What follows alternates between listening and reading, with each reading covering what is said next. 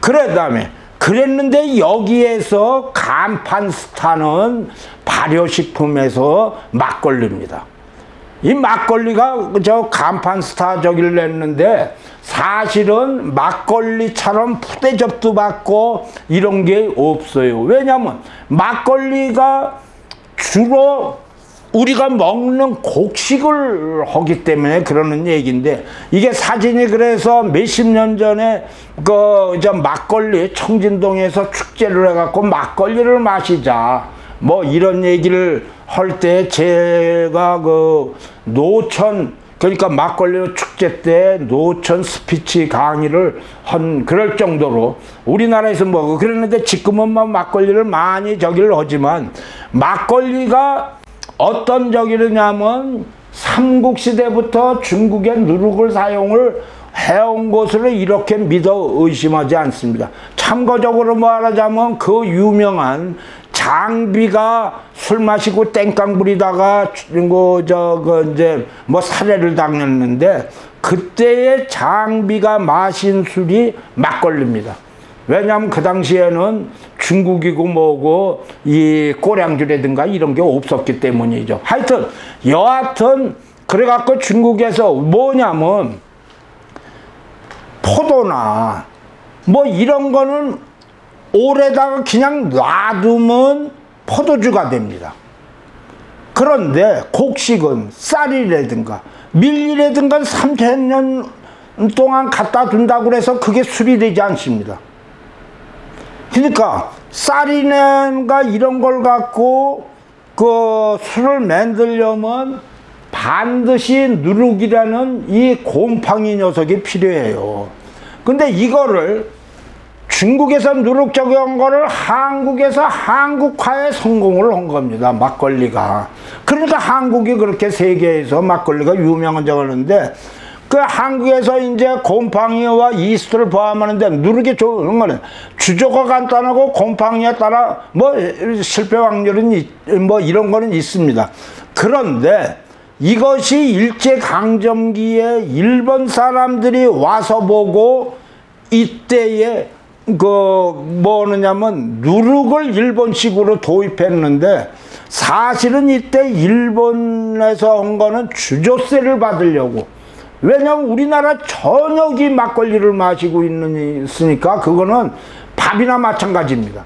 그래갖고 주조세를 받으려고 그러니까 일본에서는 습한 기후로 곰팡이와 이스트를 분리해갖고 대량 생산을 했는데, 이것이 사실은 엄밀한 의미에서는 한국식 누룩보다는 좀 효율이 좋습니다.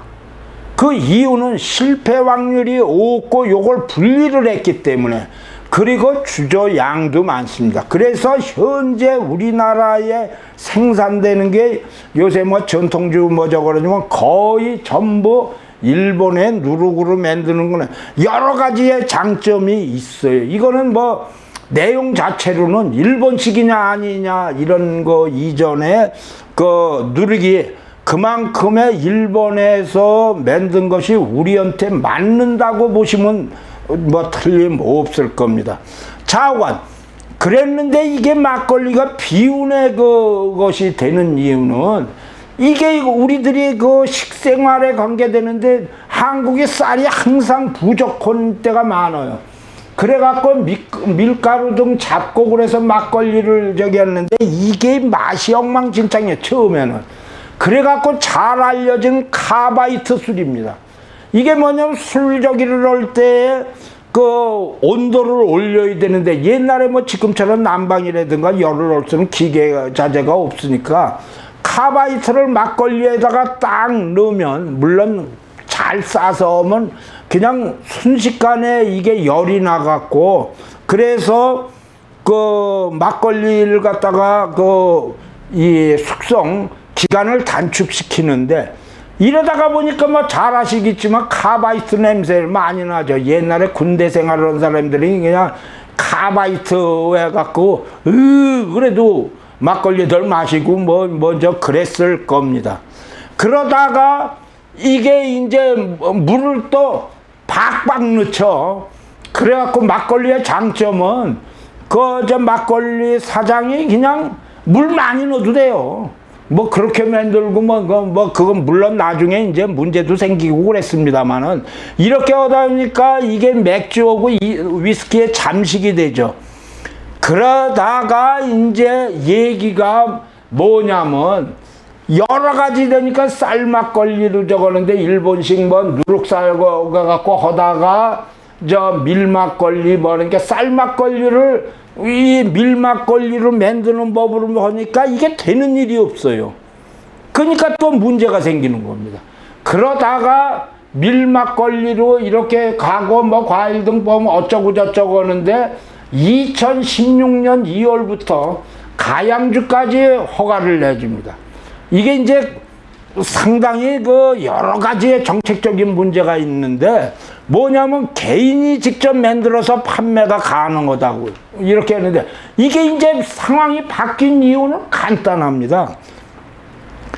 지금까지는 쌀을 사용하는 거를 그거를 갖다가 억제를 했는데 이게 우리가 식생활이 바뀌어서 쌀을 안 먹어요.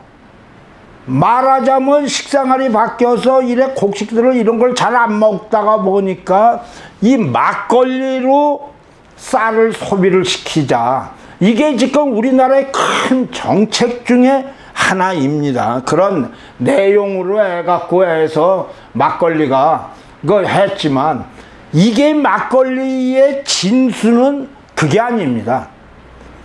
1970년대에 이 뭐냐면 유럽 혹은 미국에서 박사들이 세계 최첨단 복발효 양조법을 발명했다.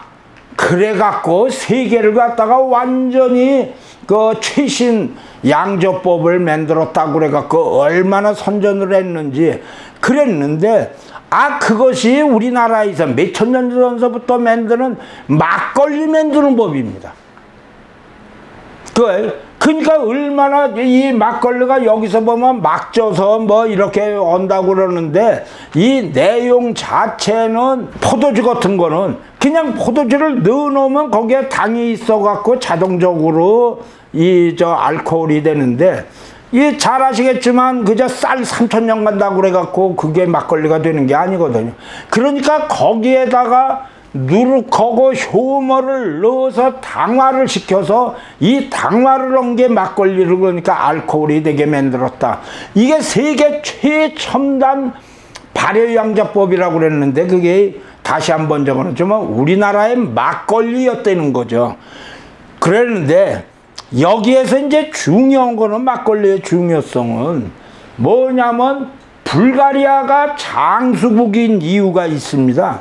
그 얘기를 하는데 메치니코프가 유산균 효과를 설명을 해갖고 요구르트를 먹으면 오래 산다 등등 했는데 메치니코프는 상당히 운이 좋은 사람입니다. 좌우간 이 사람이 요구르트를 먹으면 장수한다고 그래갖고 이 메치니코프가 자기가 죽을 때까지 매일 한 바가지씩 요구르트를 먹었다고 그럽니다.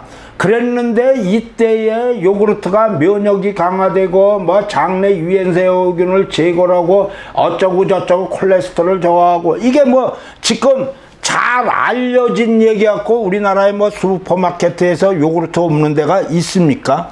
그런데 이것이 이제 중점은 유산균이 요구르트에 효과가 있다는 거거든. 그 유산균의 효과가 내용적으로 봐서 장내 유해균을 억제한다. 이런 내용이고 이런 내용을 해서 좌우간 부패세균이 만드는 아민 암모니아는 어쩌고 저쩌고 해갖고 이러한 부패세균을 유산균이 하여튼 유해균의 성장을 억제한다. 이런 것이 이제 너무나 잘 알려진 겁니다. 이것이 말하자면 유산균이라는데 이제 요구르트에 같은 내용들이 거기에다가 이렇게 유산균이 혈중 콜레스테롤을 이제 저하시켜서 이것이 특히 코카소스 지방의 장수 지역에서 장에서 봤더니 그 말이 된다는 겁니다. 그래갖고 비피더스 어쩌고 저쩌고 우리나라에서 지금 수없는 많은 그런 유산균이 나오고 있죠. 이런 면에서 저길 보면 근데 유산균이 특별한 얘기는 너무나 잘 알려진 얘기로 해서 항암 효과가 이제 탁월하다고 그러는 거예요. 여기에 보면 막걸리의 판해줄 성분은 포도주나 맥주보다 10에서 25배 이렇게 많다고 그래갖고 거기다가 식이섬유 어쩌고 저쩌고 해갖고 막걸리 저을 때 만성 변비에도 좋다. 충분히 이해가 갑니다. 그러니까 이게 무슨 소리냐면 유산균이 발암물질 생성에 관여하는 효소들의 기능을 저하한다. 이렇게 이야기하면서 거기다가 더욱 중요한 거는 소화장애 현상을 감소시키면 비타민 공급원으로 영양적 가치가 있다. 그래갖고 내용적으로 볼 때에 자관 유산균을 먹는 게 장수에 만만치 않다. 이렇게 얘기를 해요. 그런데 이렇게 유산균이라는 게 두 가지가 있는데 식물성하고 동물성이 있습니다. 그러니까 동물성은 요구르트 같은 거고요. 그 다음에 식물성이 김치와 같은 건데 여기에서 이제 서양하고 좀 다른 거였는데 우리 동양인은 채식 위주의 식습관으로 서양인보다 장의 길이가 약 1m가 더 길다고 그럽니다. 그러니까 창자가 긴 거죠. 그런데 그러면 이 유산균이 우리처럼 1m가 더 긴 장까지 내려가야죠. 그게 도달하는 게 매우 중요한데 이럴 때에는 이 동물성보다는 식물성 유산균이 훨씬 유리하다는 얘기입니다.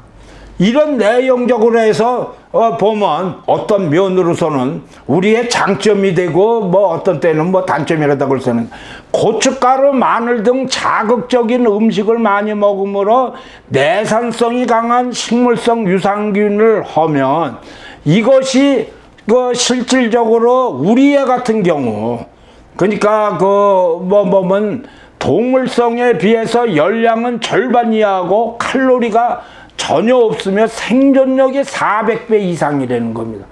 이 내용을 보면 우리의 발효식품이 모두 그와 같은 걸로 돼 있는 거죠. 우리는 발효식품이 요구르트와 같이 이렇게 동물성은 요구르트로 따로 있습니다. 그래서 이것이 내용은 무슨 소리냐. 마늘, 고추 등 미생물 생장을 억제하는 환경에서 자라는 김치에서 우려한 프로바이오틱스가 사람의 소화기관에서 더 잘 살아남을 수 있다. 그러니까 우리는 창자도 길고 그래서 우리에 의한 몸에 의해서는 동물성보다는 식물성 유산균이 더 좋다고 그러죠. 그러다가 보니까 심지어는 쌀로 만든 유산균에서 밑에서 보면 이제 쌀로 만든 유산균들을 이제 나온다는 것을 알 수 있습니다. 근데 여기서 가장 중요한 얘기가 있습니다. 바로 이해 내용입니다. 발효식품의 효과인데 우리 몸이 그런 겁니다. 우리는 외부에서 음식이 들어오고 그러면 위에서 강산이 나옵니다. 폐하가 2 정도가 되는데 강산이 나와서 모든 음식을 작은 작사를 냅니다. 그런데 이 작은 작사를 내면서 유산균도 모두 죽어버려요. 이건 방법이 없습니다. 그 내용이 우리가 그것이 신체를 갖다가 버티는 근본적인 요인이거든. 그러니까 산에 의해서 유산균들이 모두 이제 죽이는 거나 마찬가지인데 그런데 우리 인간이 필요한 거는 장까지 유산균이 가야 하거든요. 가서 장에서 있던 유해균하고 대적을 해야 되는데 그러면 어떻게 하느냐 이거예요. 그게 두 가지입니다. 어떻게 해야 되느냐. 그거는 간단하게 많이 먹는 겁니다. 그러니까 발효식품을 많이 먹는데 학자들의 얘기로는 김치가 유산균이 많기 때문에 많은 적이 오는데 학자들의 얘기라면 유산균적을 넣는 김치를 하루에 한 바가지씩은 먹어야 되는 겁니다.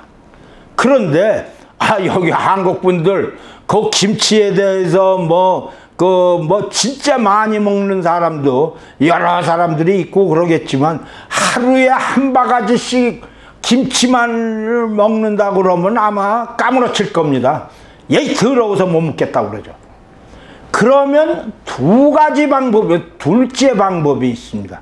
그게 바로 희석법인데 막걸리처럼 물로 되어 있는 걸로 해서 막걸리를 하면 이게 위산이 위에서 박박거릴 때 요리 빠지고 조리 빠지는 놈이 내려갈 수 있는데 막걸리 전체가 유산균입니다. 그러니까 빠진 놈이 요리 빠지고 조리 빠진 녀석이 장까지 내려가는 데가 문제없다. 그렇기 때문에 이 막걸리가 중요한 것이 우리가 장문화라고 하고 장수에서 가장 결정적인 요인이 될 수가 있기 때문에 옛날에 우리 조선에서는 쌀로 막걸리를 만들기 때문에 쌀이 없어서 그야말로 극도로 규제를 했는데 이 두 가지 분야만은 정부에서 직접 쌀로 막걸리를 만들어서 지불을 했습니다.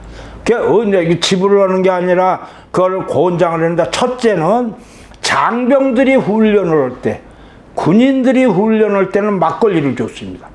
그건 옛날에 어려울 때라도. 그 다음에 농민들이 농번기, 그러니까 건농기, 이런 저걸 할 때 그때에 막걸리를 줬습니다. 그게 1970년도 처음 이렇게 갖고 박정희 대통령이 쿠데타 이렇게 갖고 집권하고 이럴 때에도 그야말로 쌀이 문제가 돼 있었는데도 불구하고 군대에는 막걸리를 공급한 이유입니다. 그래서 포천 막걸리 이런 게 유명해진 거는 그 당시는 우리나라에서 포천 막걸리에서 군남 전체 많은 데에서 했죠. 그런 의미로서 막걸리가 얼마만큼 중요하다 그러는데 사실은 막걸리가 우리나라만 있는 거는 아니고 여기에서 보시는 바와 같이 중국의 황주도 이렇게 갖고 막걸리가 있습니다. 그런데 중국에서 내용 저쪽으로 볼 때는 이제 상당히 밀린 거죠. 그렇지만 우리는 주력으로 해서 우리가 장수의 요인 중에 결정적인 것이 막걸리로 이렇게 보고 있습니다. 그 내용 자체로. 그런데 여기에서 이제 한 가지를 막걸리도 조금 6% 이렇게 되니까 알코올 도수가 있는데 많은 분들이 얘기하는데 막걸리를 마시면 머리가 아프다고 그래요. 근데 사실 요새는 안 그러지만 옛날에는 그럴 수 있는 법적으로 그러지만 여기는 아세트알데히드라는 것이 막걸리 저기 하면 아프게 돼 있습니다. 그런데 그 이유는 이렇게 발효주는 모두 머리가 아프게 돼 있습니다. 그리고 16도 미만인 술은 그렇습니다. 그러니까 맥주도 많이 마시면 아프고요. 1000만원짜리 포도주 많이 마시면 무지하게 머리가 아픕니다.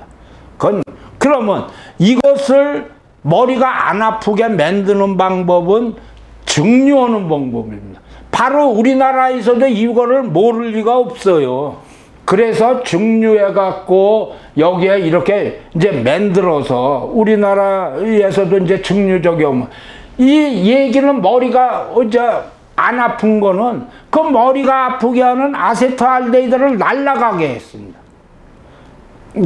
그런데 그렇게 하니까 날리는 값이 있죠. 그래서 우리 증류주 위스키라든가 뭐 이런 게 비싼 이유가 그렇고, 우리나라도 이 증류주 나오는 게 안동소주 같은 게 비싼 이유가 아니 뭐 날리는 거, 열로 날리는 가격이 있는 거죠.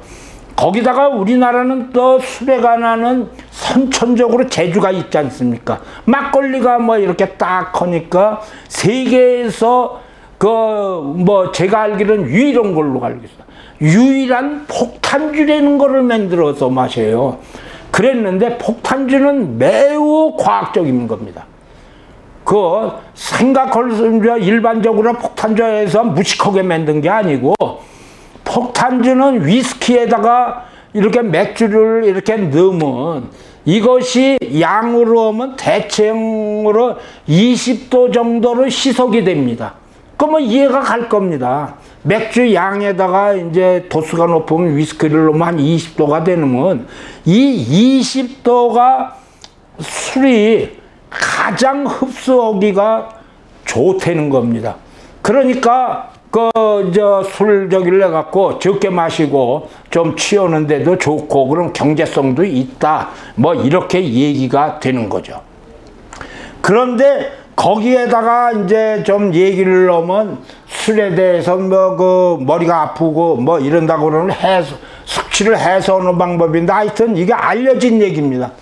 뭐 여러 가지를 면으로 하면 아스파라긴산이 좀 하는가 콩나물 해장국이 상당히 좋답니다.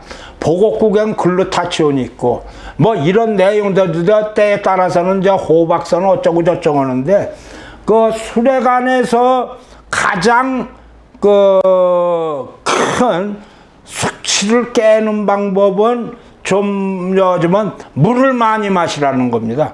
물을 많이 마시면 그게 뭐 나름대로 희석이 되는지 좌우간 그래서 술을 많이 마시고 들어오면 자기 전에 물을 뭐 큰 사발로 하나를 마시고 자라고 그러는데, 그게 쉬운지 아닌지는 각자가 판단할 얘기입니다. 세 번째의 한국인의 장수 비결은 온돌입니다. 온돌이야 뭐 우리나라가 세계적으로 갖고 있는 이제 간판 스타죠. 그 내용적으로 봐서 이제 추위를 사라지게 하는 이런 용도로 이제 온돌 그 난방법을 만들었는데, 이제 온돌은 상당히 오래가 된 게 삼국유사에서 보면 사비수 언덕에 돌 하나가 있는데 15명이 앉을 만하다. 백제왕이 왕사에 가서 부처에게 예를 드리려 할 때 먼저 그 돌에서 부처를 바라보고 절을 오면 그 돌이 저절로 따뜻해졌다 해서 그 이름을 돌석이라고 한다. 이것이 기본적으로 온돌이라는 내용으로 보는데, 그 다음에는 근데 우리나라는 이 기후가 그 면적은 적지, 뭐 그렇게 많지는 않지만, 거리가 있어갖고, 기후가 북쪽하고 남쪽이 달라요. 그래갖고, 북쪽에서는 온돌 들어오고 남쪽에서는 안한적이 있는데, 이것도, 이게 말하자면 그 당시에 생활에 따라서 다른데, 보냐면, 고려동공에서 보면, 고려에서 뭘 하냐면 귀족계급은 와탑, 서민계급은 대부분 흑침상으로 땅을 파 구두를 만들고 그 위에다 눕는다. 그러니까 고구려도 이런 데 볼 때는 그 좌식이 아니라 이제 일어서서 그렇게 이제 생활들을 했죠. 자, 이런 내용적으로 해갖고 온돌이라는 게 이제 북방서부터 이제 주로 뭐 했다 이렇게 되는데, 온돌이 우리나라가 얼마나 매서운 겁니까?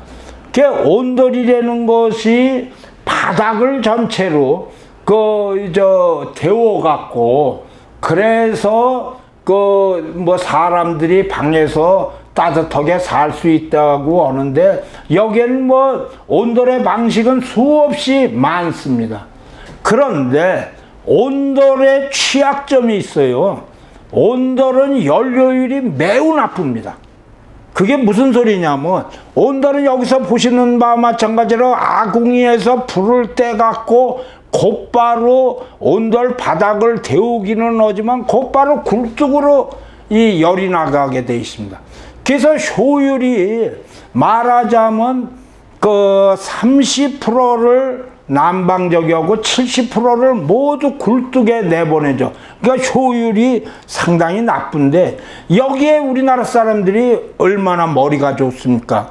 그러다가 보니까 이 온돌적 이럴 때 부엌하고 같이 해서 이 열을 음식을 만드는 데다가 이제 쓰고 온도를 높이고 했다는 거죠. 이게 이제 그 상당히 대단한 거고요.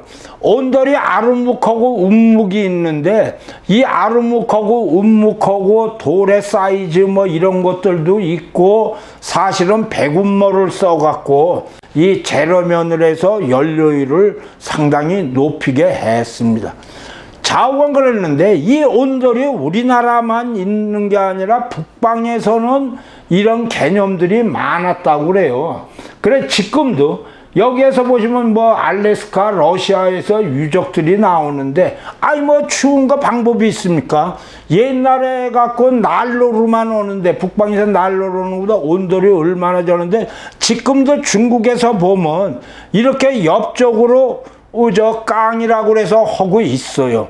그런데 중국에 있는 깡하고 우리나라하고 다른 거는 우리는 바닥을 전체로 온다는 겁니다. 근데 여기서 보시면 중국에서 보면 일부에 몇 명의 사람이 잘 수 있을 정도로 그렇게 그 옆으로 하든가 벽이라든가 이런 데 하고 있다는 거를 알 수가 있습니다. 그리고 또 하나는 온돌에 다른 거는 이게 온돌이 그 동이족의 북방서부터 이렇게 내려왔는데 그랬는데 이 온돌이 중국의 중원으로 넘어가지 않습니다. 그러니까 온돌은 이 동이족의 유산으로 해서 한국에서 끝까지 내려온 거다. 이런 내용을 보시면 그런데 이 자체가 중요한 내용이어갖고 요새는 그 초가집에다가 온돌로 오면 뭐 잘 아시겠지만 초가집에 항상 구운뱅이가 살아요.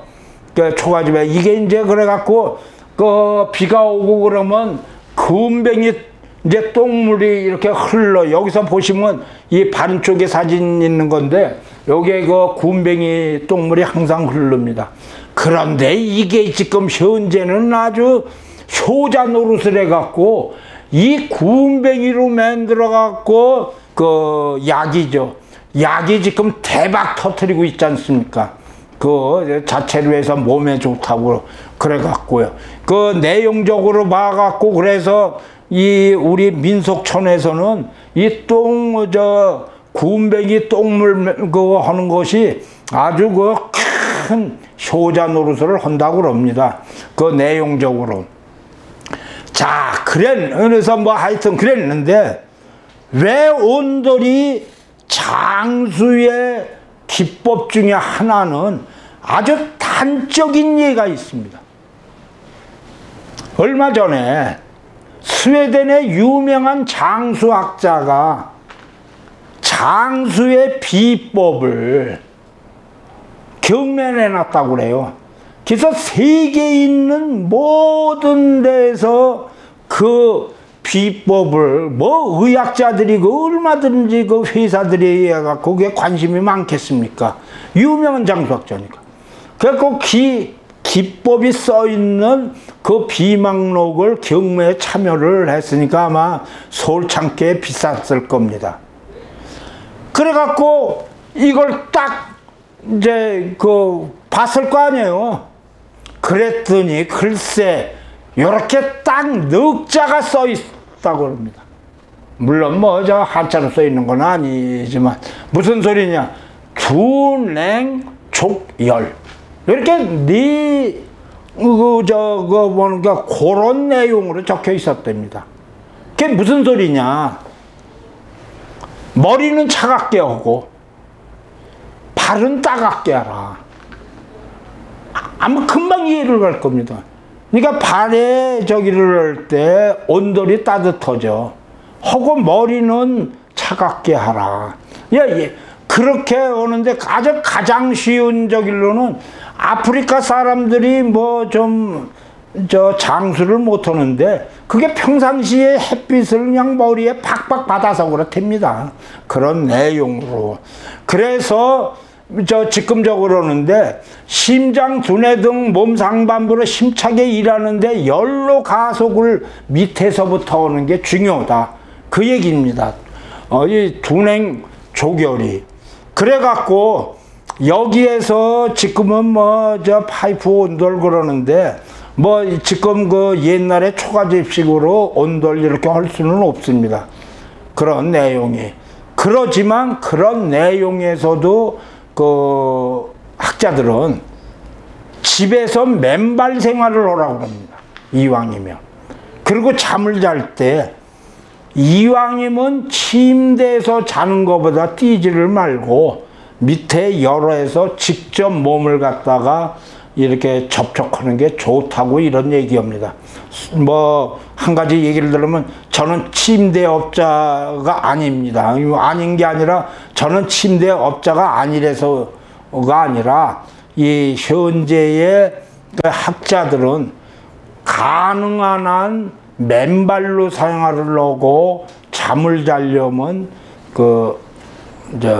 일반 그래서 누워서 자는 게 좋다고 이렇게 보는데 이것이 우리나라가 세계적으로 장수를 할 수 있는 이런 방법 중에 하나로 이렇게 생각을 합니다. 그래서 지금 제가 얘기를 들은 거는 우리나라가 세계 최초로 그로 장수국가로 올라갈 수 있는 요건으로는 이렇게 세 가지로 봅니다. 말하자면 우리가 장수유전자가 있다. 그러니까 100살까지 못 사는 사람은 장수유전자를 제대로 못 활용을 한 겁니다. 그 다음에는 우리는 발육식품에서 김치하고 장하고 그리고 막걸리와 같이 그것을 생활을 했다. 막걸리에 대해서 다시 한번 저기를 하지만 그것이 밑에 장까지 내려가는 데는 희석법이 상당히 중요하다는 걸 이해를 하시면 될 거고, 그 다음에 우리는 몸 생활 자체가 이 장수하게 돼 있다는 거예요. 뭐라냐면 집에서 생활하는 자체가 온돌로 해갖고 우리를 갖다 몸을 활성화시키는 이런 것을 했었다. 그러니까 이해가 갑니다. 이게 기네스북에 함부로 들어가는 게 아닙니다. 그런 내용을 아실 걸로 하는데, 그럼 이제 마지막으로 한번 얘기를 하죠. 심한 내기가 걸렸어요. 그게 무슨 사람이냐? 한 사람은 130살까지 어떤 일 있어도 못 산다. 그랬더니 아이다 대학의 스티븐 오스테드 교수가 야, 이 짜샤, 무슨 소리야? 적어도 과학기술이 발달하고 어쩌고 저쩌고 해서 150살까지는 살 수 있어. 그랬더니 그래? 그럼 좀 한번 내기해보자. 그래갖고 어떻게 하냐면 600달러를 해갖고 신탁예금을 이제 2015년에 이제 넣었는데, 이 조건이 그런 겁니다. 2001년 이전에 탄생한 사람이 2150년 1월 1일 150살을 먹은 사람이 모든 상금을 받는데, 요게 놀라지 마십시오. 600달러가 5억 달러입니다. 150살 되는 사람이면 멍땅 타는 거예요. 그 얘기가. 근데 조건이 하나 있어요. 뭐냐? 그때 탈 때 정신이 적어도 탄다는 건 알아야 된다 이거죠. 침대에 있어갖고는 이 침대에 좀 정신은 있어야 된다고 그러는데, 이 올생스키 박사는 자기가 130살도 어마어마하게 해줬다는 거예요. 그랬는데 이때에 얘기하면서 좌우간 현재 150살까지 살 수 있다 없다 뜨거운 논쟁을 여는데, 우리나라가 지금 현재 100세 이상이 4,000명이 되는데, 우리나라에서 그 10세 이상을 넘긴 분이 저는 거의 없다고 봅니다. 그러면 지금까지 세계에서 최고로 오래 산 사람은 누구냐 하면 1997년에 사망한 장깔망 부인인데, 이 양반이 120살에 지금 121살에 생일 파티를 하는 겁니다. 그리고 그 다음에 저는 현재까지는 공식적으로, 그랬더니 이것도 까짜라는 얘기는 있습니다만은 좌우간 우리나라에서도 110살 이상이었는데 극히 드뭅니다. 122살로 이제 돌아가셨는데, 지금 현재에서는 그렇지만 과학기술이 발달되고 뭐 슈퍼맨도 나오고 뭐 로봇도 나오는데 뭐 충분히 가능할까 그러지만 하여튼 현재적으로는 그렇습니다. 그런데 여기에서 아주 치명상적인 얘기는 있는데 뭐 좀 기분은 더럽죠. 그 이유는 우리가 몸이 탄소로 위주로 돼 있는데, 이게 이제 탄소가 여러 가지로 해갖고 우리 그 몸을 만들지 않습니까? 근데 이 몸을 만드는데 이렇게 해갖고 이제 생체화 됐을 경우, 뭐 물론 이거는 맞는다 안 맞는다는 일은 대체로 그 탄소에 이게 그 연대가 한 100년 정도로 본답니다. 그래서 이제 그게 문제가 된다. 근데 그건 뭐 또 꼭 맞지는 않아요. 뭐냐면 그 이제 동물에 관한 얘기인데, 뭐 저 고래나 상어 같은 거는 몇백 년 가기도 해요. 뭐 그래서 꼭 맞는 거는 아니지만 대충 한 100년 뭐 그래갖고 150살 이런 데는 이제 맥시멈으로 보는 얘기가 있어요. 그래서 지금 얘기하는 거는, 근데 여기에 이제 그 뭐 꿈이 있으면 저 청년이다 그러는데, 지금 우리나라 뭐 저기 하지만 좌우간 장수 유전자가 있더라도 오래 못 사는 사람이 많습니다. 그 이유는 여러 가지인데, 뭐 섭생과 생활 습관 등이죠. 뭐 이 얘기는 아주 이 학자들이 별걸 다 연구를 해요. 그러는데 섭생과 생활 습관이 다르다는 것이 영향이 크다는 거는 100세 형제 자매나 쌍둥이가 그렇게 살지를 못한다는 거예요. 그러니까 똑같은 유전자를 가졌는데 그래야 되는데 생활이 달라서 그 차이가 있다 그런 얘기고, 뭐 유전적 요인 어쩌고 저쩌고 하는데 그런 게 하지만 하여튼 노화 과정에는 영향을 못 주는 거다. 그래서 내용적으로 볼 때에 이 장수 유전자가 있더라요. 그래도 잘 사는 요건으로 돼야 된다는데 이렇게 얘기를 합니다. 100살 이상이 된 사람이 자고가 참고적으로 살찐 사람이 없대요. 그 내용을 참고를 하실 필요가 있습니다. 그리고 100살 뭐 저거는데 악기나 뭐 새로운 언어를 뭐 저거를 갖고 머리를 계속 쓰는 게 좋다. 그래갖고 뭐 얘기하는데 옛날에 카드고 바둑 뭐 저거는데 이런 게 그 머리를 계속 쓰는 것이 상당히 좋다. 그래갖고 하면 원래 인간들에 대해서 줄기세포가 뇌에도 존재를 해갖고 자주 쓰게 하는 것이 참 좋은 얘기다. 그래서 이게 그 머리를 많이 쓰면 더 똑똑해지는 게 아니라 자연적인 기억력 감퇴를 최소화해서 기본 정신력을 높게 만드는 게 이게 오래 사는 얘기다 이러는데, 세상에 참 그래갖고 꿈이 있으면 청년이다 뭐 이렇게 얘기를 합니다. 근데 사람이 참 인간 세상이 참 그 인간적이 할 때 아주 기분 나쁜 이런 것들을 갖다가 뭐 하는 것도 있는데, 연구 중에서 이 장수에 관해서 그 하버드 대학교에서 뭐 500만 달러 연구비를 들여갖고 제 개인적으로 보면 세계에서 가장 마음에 안 드는 장수 연구를 한 것으로 생각을 이제 하는데, 그 내용은 아주 간단해요. 뭐냐면 이 운동을 하면 많이 오면 뭐 몸에 좋다고 이렇게 생각들을 하는 게 이제 상식이나 마찬가지인데, 이 운동이 나이에 맞게 하라는 얘기예요. 그러니까 젊은 사람들이 팡팡 운동하고 콱 하는 거는 좋다 이거죠. 근데 나이 많은 사람들이 여기 뭐 이와 마찬가지로 폼 나가갖고 그냥 아령 저 뭐 드는 사람이 보통 사람이 아니죠. 능력이 그랬는데, 이것이 오히려 장수하고는 거꾸로 간다는 얘기입니다. 그래갖고 얘기는 뭐 하느냐면, 운동이라는 것이 이렇게 과한 운동이 먼저 하는 게 과학적으로 오히려 그 장수의 역효과를 얻는데, 이것이 이제 그 많은 얘기들로는 산소를 과다 흡입하는 것이, 이것이 이제 산소가 그 우리를 갖다가 그 노화를 시키는 요건이다, 뭐 이런 얘기 등등을 포함을 해서요. 근데 뭐 항상 이게 맞는 거는 아닙니다. 왜 그러느냐면, 이 산소를 가장 많이 마시는 사람이 마라토너입니다.